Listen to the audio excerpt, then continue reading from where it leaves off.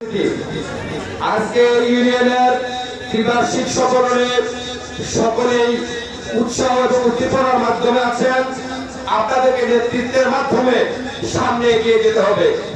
পুরাতন নতুন সব মিলে আমরা ঐক্যবদ্ধভাবে আগামীর চান্দিনা নির্মাণে ডক্টর রেদওয়ান আহমেদ সাহেবকে পঞ্চমবারের মতো জাতীয় সংসদে নির্বাচিত করার। আমি দু একটি কথাই বলে শেষ করবো।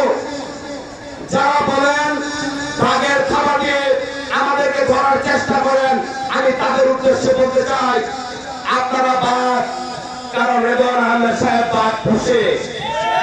আপনারা ততদিন বাঘ ছিলেন যতদিন রেদওয়ান আহমেদ সাহেবের পিছনে রাজনীতি করেছেন।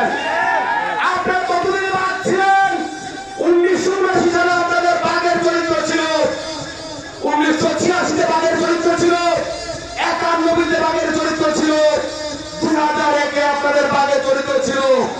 যেদিন থেকে রেদওয়ান আহমেদ সাহেবের পিছন ছেড়েছেন সেদিন থেকে আপনাদের বাঘের থাকার লোক কেটে গেছে। আপনারা ধমক দিলেন না, রেদওয়ান সাহেবের কর্মীরা ধমকে কারো ভয় পায় না।